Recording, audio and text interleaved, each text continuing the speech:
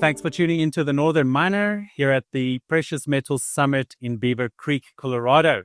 I'm pleased to introduce Dolly Varden Silver's CEO, Sean Kun. Welcome. Thanks for having me. So Dolly Varden is exploring the large-sized Kitsault Valley silver gold project there in the Golden Triangle of northwestern British Columbia. You've just recently expanded your drill program and you've delivered some encouraging results from the Wolf and the Homestake silver prospects. So let's start by asking you just to take a step back, silver being a buzzword here at Beaver Creek at the moment. How does this optimism feed into your narrative? Yeah, it's a great question. Obviously silver is an interesting metal. It's an interesting space. It's, the one word, if I could use one word to describe it, it's scarce. Not only are we as a globe consuming more silver than we're supplying through mine supply and recycling. So we've been in this deficit. So that's part of this reason it's scarce. But the other part on the project side, most silver comes as a byproduct. So it's very, very rare to find a primary silver project. It's even more rare to have that in a safe jurisdiction. But to answer your question, that scarcity has, and that demand that's coming into the market is driving share prices to record highs. You've got one of the leaders in the space, Pan American Silver, just went through a $20 billion market cap. So companies are making a lot of money. Most of the silver companies they're actually not primary silver producers. So, they're making record amounts of cash flow from gold and other byproducts. So it's been a great time in the industry. We're seeing capital go into projects. We're seeing a lot of projects get advanced. So just all in all, a lot of companies go into 52-week highs, all-time high market caps. And what that's going to translate into is it's going to translate into more projects seeing development, seeing exploration dollars, which should hopefully satisfy that 200 million ounce excess demand that's coming into the market and has come to the market for the last 5 years. Excellent. So the fundamentals are looking quite strong.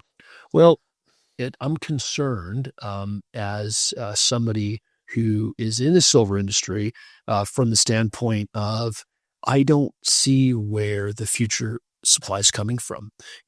I've been in the mining industry for 22 years, and I feel like the industry is very reactive to price. So we don't put enough time and energy into fulfilling that future pipeline. One of the reasons that I got behind Dolly Varden 5.5 years ago was to try to source that silver that I knew the world was going to need. We've seen industrial demand in silver go from 10% to 50% in the last century, and that's only growing with things like EVs and solar panels. So as industry is looking for more and more silver, and now with gold going to $3,600 an ounce in US dollars, you're starting to see those speculators come in and come down a tier to the cheaper precious metal. Okay, so let's focus in on Kitsault Valley. Can you walk me through how you are balancing the immediate goals of drilling and resource growth with the bigger vision of building out a district scale asset there? That's a good question. So this was a year that we were very acquisitive. As the market turned, we leveraged our new New York Stock Exchange listing. And we had a nice 38% share price appreciation post-listing. We're up about 75% on the year. And we leveraged that into doing all share acquisitions. So using our paper to acquire.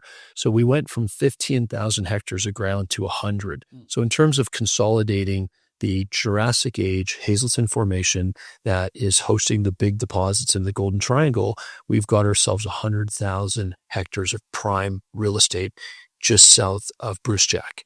Now, in addition to that, we are focused on systematic exploration.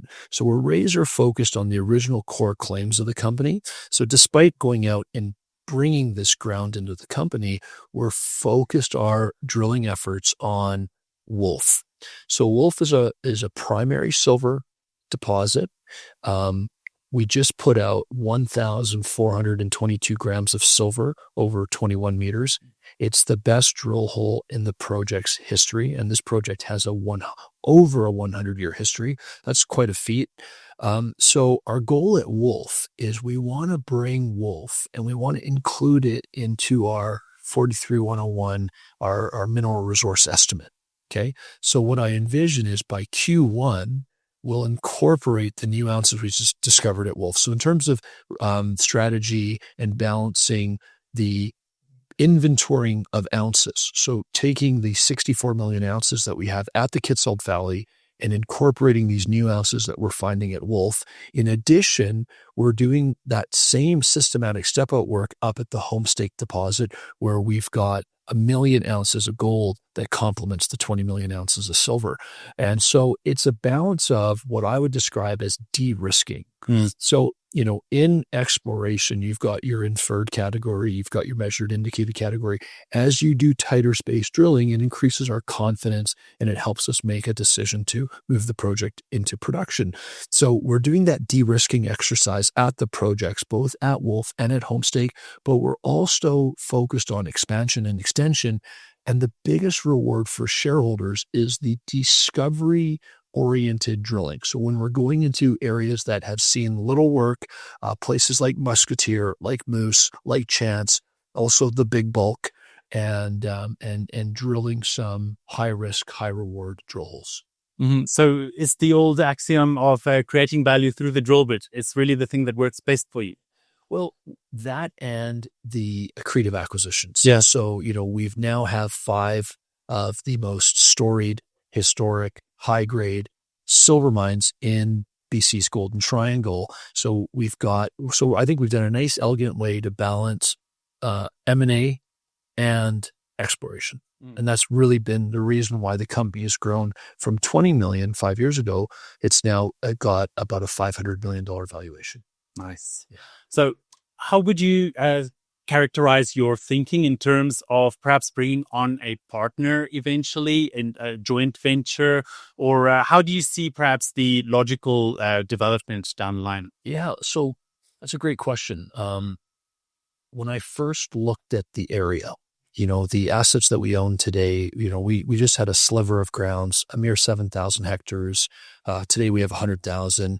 And so as I looked to do deals 5 years ago, some of the counterparties that we were talking about were not interested in selling. And they were actually proposing joint ventures where, we would do 50-50s on both sides. That's something that I'm not interested in. I'm not interested in giving away, I opted to dilute at a corporate level, right? We've raised $150 million and diluted at a corporate level. I didn't want to dilute at a project level. And so a joint venture is off the table.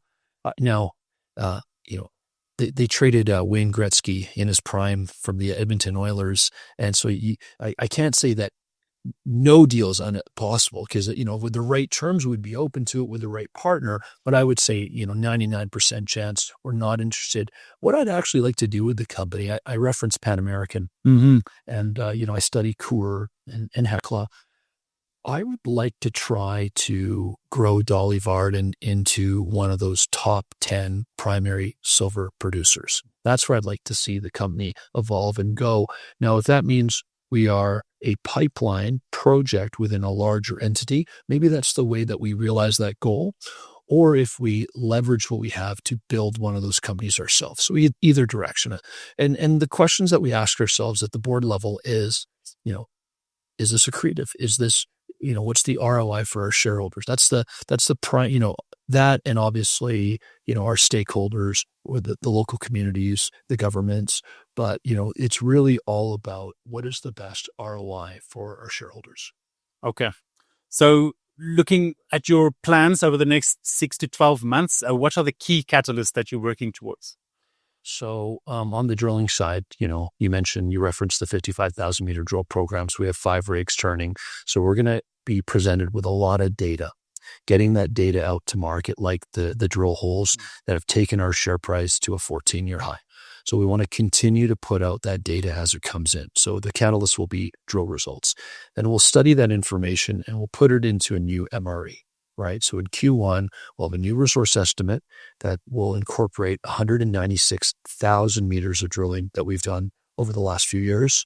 And what's wonderful is we're at a position right now where, with $40 million in the bank, not only are we fully funded for this year, but we're going to start 2026 with over $25 million in the treasury, which gets us through all of our goals and our ambitions for the 2026. So what's really interesting in this rising price environment where you've got gold going all-time highs, silver at all-time highs in every currency but dollars, and close to a all-time high in US dollars, as investors come into the space, and there's only 10 ways to play silver on the NYSE, Dolly Varden is one of them, we're not going to dilute. We have 87.1 million shares issued and outstanding and have no plans to do another financing for our project. You talk about goals beyond the next 6 months.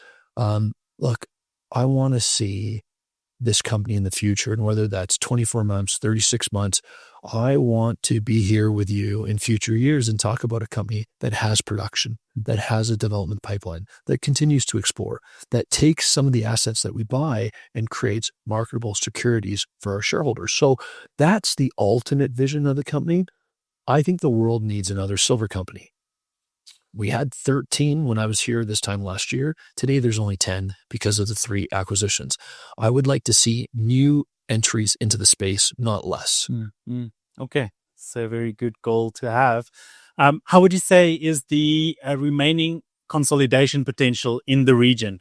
I think the Golden Triangle is in its infancy. And the reason I say that is studying the Golden Triangle, the first 100 years, there was 5 million ounces discovered. In the last 3 decades, an additional 150 million ounces and 1.2 billion ounces of silver.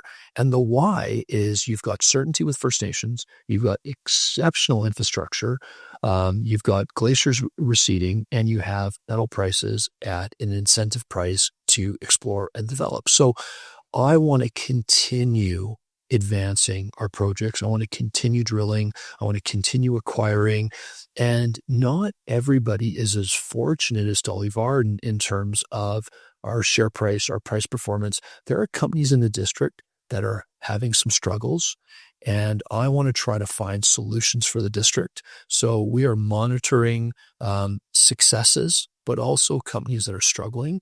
And again, if there are accretive opportunities where we can leverage our relationships with groups like the NYSE-A, if we can leverage our science, and if we can leverage our capital markets expertise, we'll look at growing and taking on more. Yeah. Okay.